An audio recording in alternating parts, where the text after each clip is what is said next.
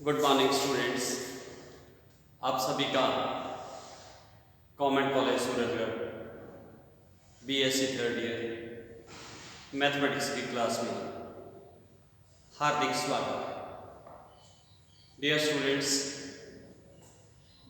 इससे पहले मैंने आपको कॉम्प्लेक्स नंबर्स के बारे में बताया था, तो आज मेरा जो टॉपिक है वो है सेट्स इन कॉम्प्लेक्स ट्री।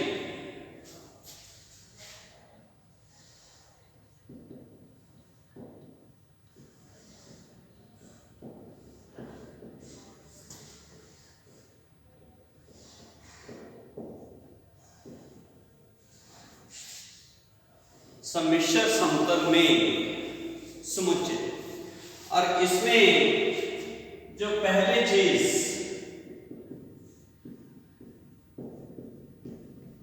मैं आपको बताऊंगा वो है नेबरहुड, यानी कि प्रतिवेश। नेबरहुड क्या होती है?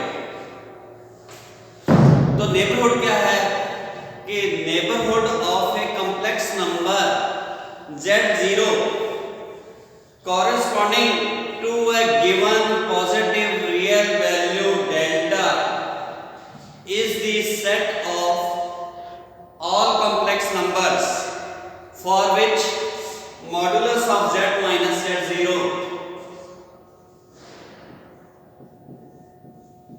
is less than delta, where delta is positive। कहते हैं कि किसी सम्मिश्र संख्या Z0 का जो प्रतिवेश होता है वह उन सभी सम्मिश्र संख्याओं का समुच्चय होता है जो इस condition modulus of Z minus Z0 is less than delta को संतुष्ट करती है।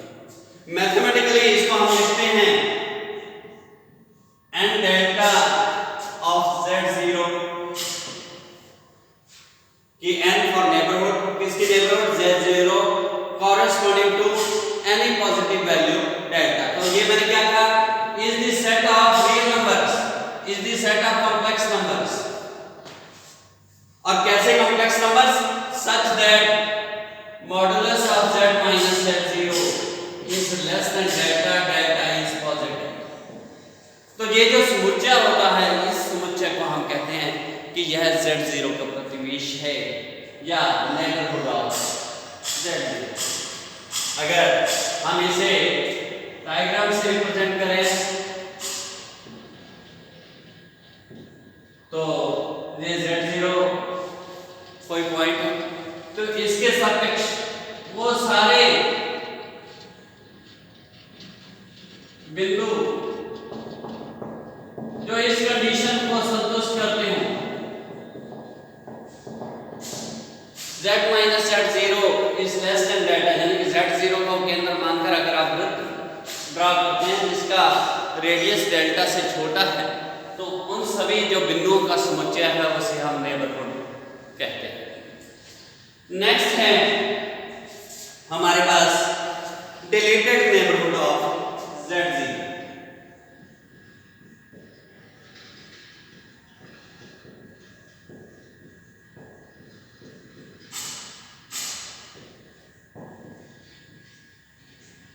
डिलीटेड नेबरहुड ऑफ Z0 यानी कि निष्कासित प्रतिवेश।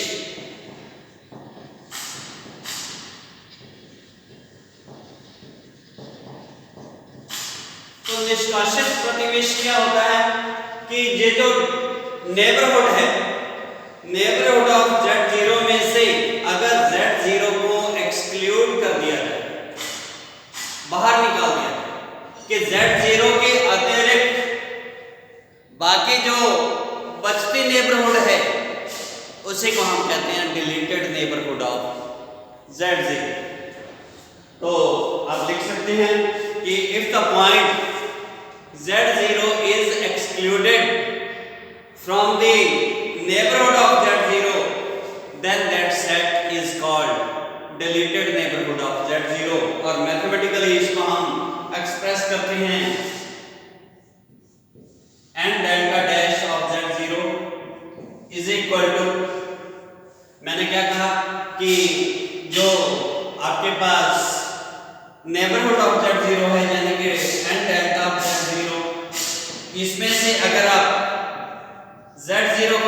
कर दें तो जो बाकी बचता है that is called deleted neighbourhood of Z0। यानी कि अगर सेट की फॉर्म में लिखें तो Z such that modulus of Z minus Z0 is less than delta where delta is positive minus Z। So that is called deleted neighborhood of Z0 यानी कि निष्कासित प्रतिवेश। नेक्स्ट पॉइंट आ जाता है हमारे पास लिमिट पॉइंट। लिमिट पॉइंट कहें या कम्युलेशन point कहें और क्लस्टर पॉइंट कहें, एक ही बात है। सीमा बिंदु, गुच्छ बिंदु, कुछ भी आप सीमा बिंदु कह सकते हैं, लिमिट पॉइंट। तो सीमा बिंदु क्या होता है कि any point Z0 is called limit point of the set of points. किसी बिंदु Z0 का हम सीमा बिंदु कहते हैं, इसका for the different set of points if every neighborhood of Z0 contains a point of S other than Z0। वापस फिर कह रहा हूं कि यदि किसी सेट ऑफ पॉइंट्स में Z0 की जो प्रत्येक समीप्य है या प्रत्येक नेबरहुड है वो Z0 के अतिरिक्त कोई ना कोई बिंदु S का उसमें विद्यमान है, तो हम कहते हैं कि that point Z0 is called limit point. वापस फिर कर रहा हूं कि a point Z0 is called a limit point. A point Z0 is called a limit point of the set of points. भिन्न भिन्न बिंदुओं के समुच्चय का लिमिट पॉइंट होता है कब? If every neighbourhood of Z0 every neighborhood of Z0 contains a point of S other than Z0। और जो deleted neighborhood of Z0 के अतिरिक्त intersection S should never be empty। अगर वह इस कंडीशन को संतुष्ट करता है तो हम कहते हैं कि जो Z0 है that is the limit point of the set of points। Next है मेरे पास derived and closure of a set. Derived and closure of a set.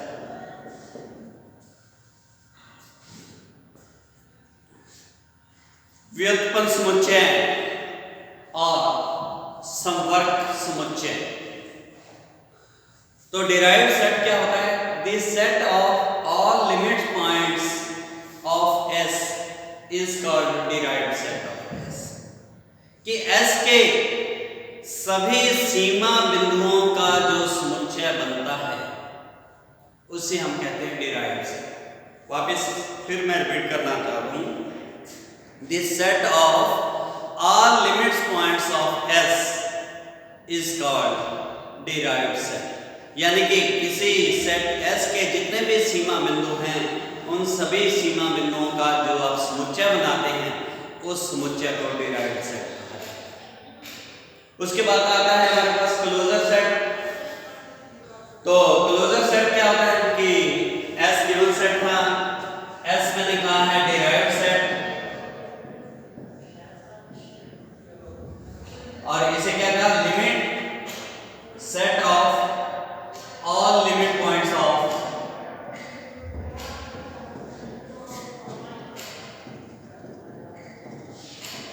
S। कि सभी सीमा बिंदुओं का जो समुच्चय बनेगा उसे हम डिराइव्ड सेट कहते हैं। और इन दोनों का जो यूनियन होता है S और डिराइव्ड सेट का that is called closure of set. यानी कि S union S dash is called यानी कि संवर्ग समुच्चय क्या होता है कि समुच्चय S और व्युत्पन्न समुच्चय S डैश का संघ क्लोजर ऑफ S कहलाता है। S बार is equal to S union S dash. Next आ जाता है हमारे पास क्लोज सेट। क्लोज सेट यानी कि संवर्ग समुच्चय।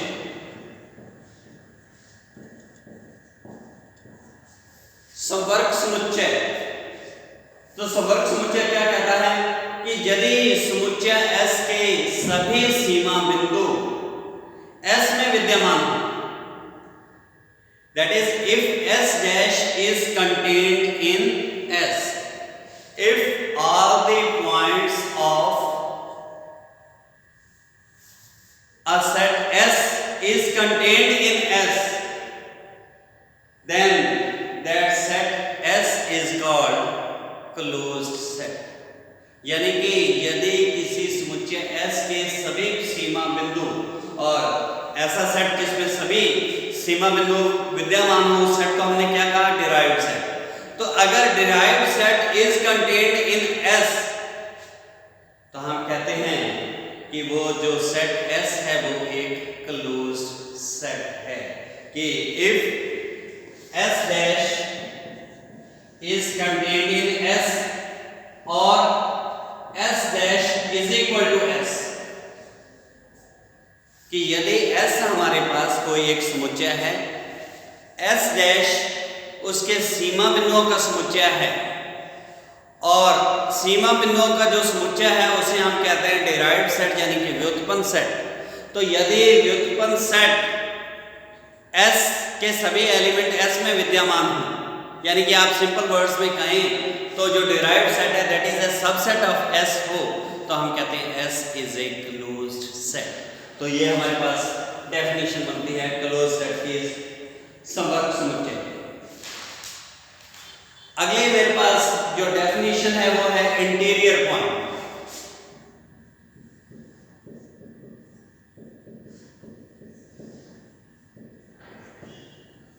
आंतरिक बिंदु।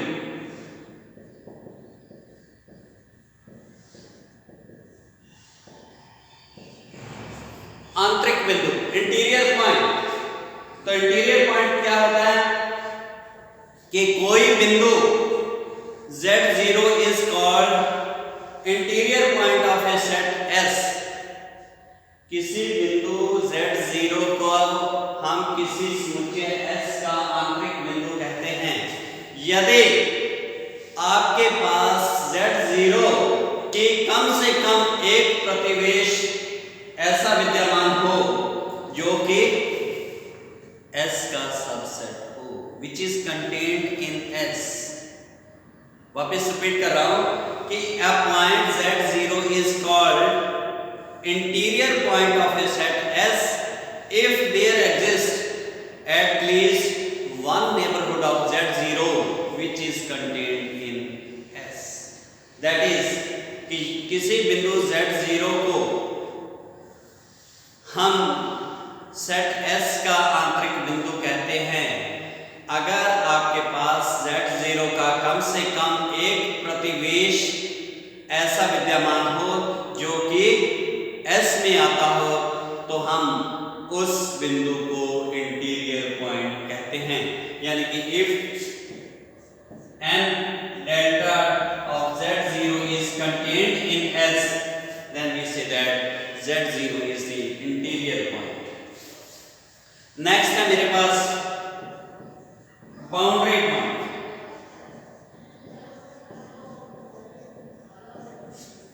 बाउंड्री पॉइंट, तो बाउंड्री पॉइंट क्या होता है कि if all the points of S are contained in, if all the points of S are contained in every neighbourhood of Z0 but all the points of neighborhood of Z0 are not the points of S, then Z0 is called boundary point of S।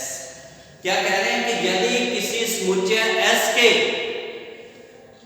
सभी बिंदु Z0 के प्रत्येक प्रतिवेश में विद्यमान हो। वापस देखिए कि यदि किसी समुच्चय S के सभी बिंदु Z0 के प्रतिवेश में विद्यमान हो, लेकिन Z0 के प्रतिवेश के सभी बिंदु S में विद्यमान नहीं हो, तो हम कहते हैं कि Z0 मेरा बाउंड्री पॉइंट है। S के तो नेबरहुड में विद्यमान हो, लेकिन नेबरहुड के सारे बिंदु S में विद्यमान अगर नहीं है, तो हम कहते हैं कि Z0 is our boundary point. That is Z0 is called, mathematical कहना चाहें, Z0 is boundary point of S if deleted neighborhood of Z0 is not contained in S and intersection of neighborhood of Z0 intersection S is not Y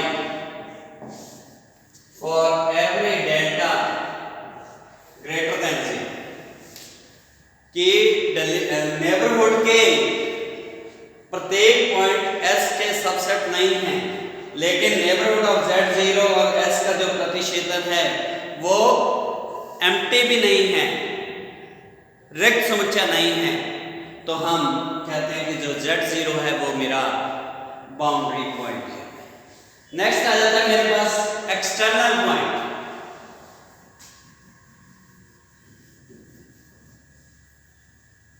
external point, बाह्य बिंदु।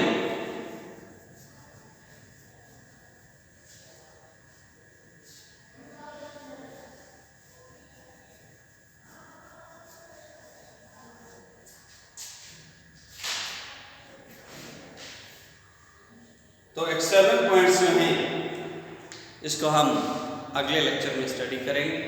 तो आज मैंने आपको neighbourhood, deleted neighbourhood, सीमा बिंदु, व्युत्पन्न समुच्चय, संवर्ग समुच्चय, संवृत समुच्चय यानी कि क्लोज सेट, आंतरिक बिंदु और बाउंड्री पॉइंट के बारे में बताया है। तो अगले लेक्चर में हम ओपन सेट, एक्सटर्नल पॉइंट्स इत्यादि के बारे में अध्ययन करेंगे। Thank you very much.